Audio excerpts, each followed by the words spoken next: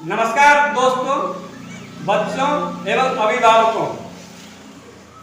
मैं विवेक कुमार बिट्टू अपने YouTube channel Mateli Maya school my life में आपका हार्दिक स्वागत करते हैं। अभिभावकों, आपसे नम्र निवेदन है कि सभी बच्चे के अभिभावक अपने अपने बच्चे को सभी विषय के किताब खरीद करके अवश्य दें, क्योंकि किताब के बिना पढ़ाई अच्छी तरह से नहीं हो सकती है। क्लास में पढ़ाई गई बात अगर बुक रहेंगे उसके और उसको बार बार पढ़ेंगे तो निश्चित रूप से उसमें सुधार होगा और उसका शैक्षणिक स्तर में देखने में अच्छा लगेगा, गुणवत्तापूर्ण उसे शिक्षा मिल पाएगी। दोस्तों, आज छात्रों आज हम लोग उष्मा पढ़ेंगे। क्या पढ़ेंगे? उष्मा पढ़ेंगे। हम किसी वस्तु के उष्मा को किस तरह से पता कर सकते हैं? क्या छू करके ही पता कर सकते हैं सभी वस्तुओं की उष्मा को?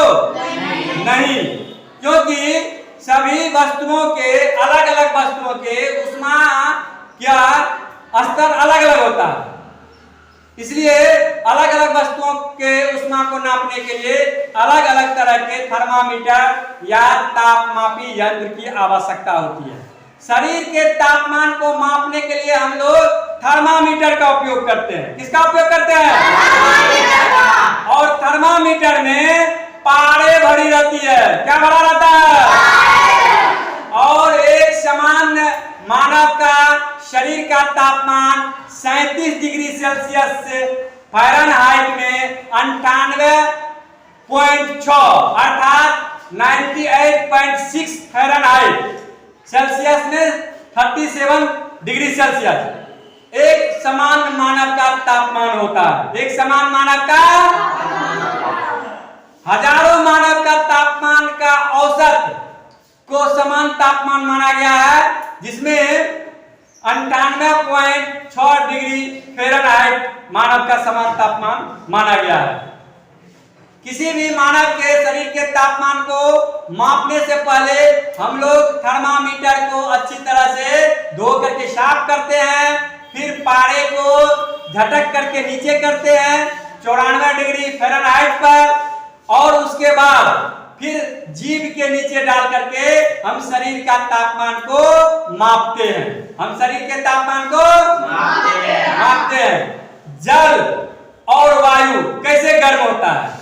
तो जल और वायु गर्म होने के लिए चालन और संवहन विधि का प्रयोग होता है, जबकि सूर्य से आने वाली रोशनी विकिरण विधि से पृथ्वी तक आती है। कोई वस्तु कुचालक है या सुचालक, इसकी जांच हम लोग कैसे करते हैं? जो वस्तु एक सिरे से दूसरे सिरे तक उष्मा को जाने देता है उसे हम सुचालक कहते हैं। उसे उष्मा का क्या कहते हैं?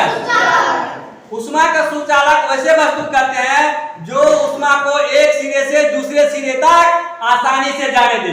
एक सिरे से दूसरे सिरे तक आसानी से जाने दे।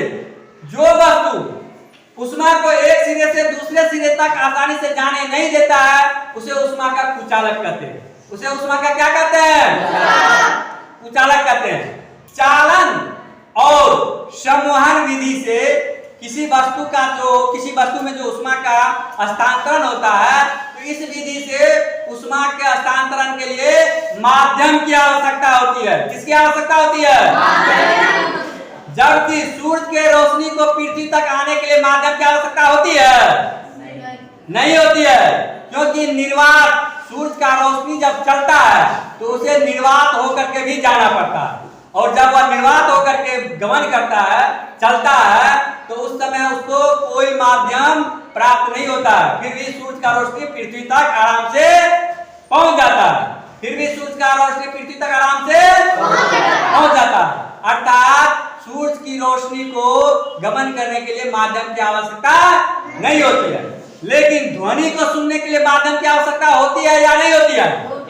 होती है। जब तक माध्यम नहीं होगा हम ध्वनि को नहीं सुन पाएंगे। ध्वनि को सुनने के लिए जैसे हम बोल रहे हैं अभी और आप लोगों तक आवाज जाती है, तो वायुमंडल माध्यम का काम करता है। यहाँ पर वायुमंडल क्या करता है? माध्यम का काम करता है। तो ध्वनि के गमन के लिए माध्यम की आवश्यकता होती है, जबकि प्रकाश के गमन के लिए माध्यम की आवश्यकता नहीं होती है। प्रकाश सूरज का रोशनी पृथ्वी तक पहुंचने के लिए विकिरण विधि के माध्यम से पहुंचता है। किस विधि के माध्यम से पहुंचता है? हम लोग को गर्मी महीना ऊन का कपड़ा और गहरे रंग का कपड़ा पहनने में आनंद आता है। ऐसा क्यों होता है?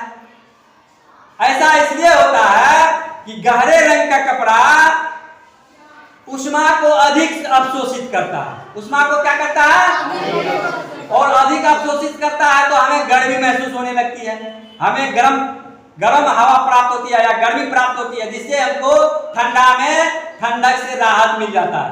इसीलिए गहरे रंग के कपड़ा को ठंडा में पहनना अधिक पसंद करते हैं। ऊन में क्या होता है? ऊन जो है यह ऊष्मा का कुचालक है। या ऊष्मा का क्या है?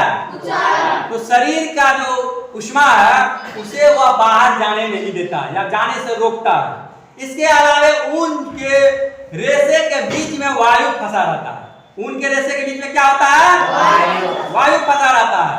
और जब वायु फंसा रहता है तो वह उष्मा के क्षय को रोकता है। वह उष्मा के क्षय को क्या करता है? इसीलिए गर्मी के, ठंडी के मौसम में, जाड़े के मौसम में ऊनी कपड़े और गहरे रंग के कपड़े हमारे लिए पहनना आरामदायक होता है। जबकि गर्मी महीना में हल्के रंग के कपड़े, उजले कपड़े पहनना ज्यादा आरामदायक होता है।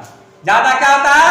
आरामदायक होता है। इसलिए कि उजला कपड़ा जो है उष्मा को कम मात्रा में अवशोषित करता है। गहरा हल्का रंग भी कम मात्रा में उष्मा को अवशोषित करता है। इसीलिए यह हमें गर्मी में आरामदायक पहनने में लगता है। क्या लगता है? आरामदायक पहनने में लगता है। तो आज उष्मा चैप्टर से इतना ही। धन्यवाद।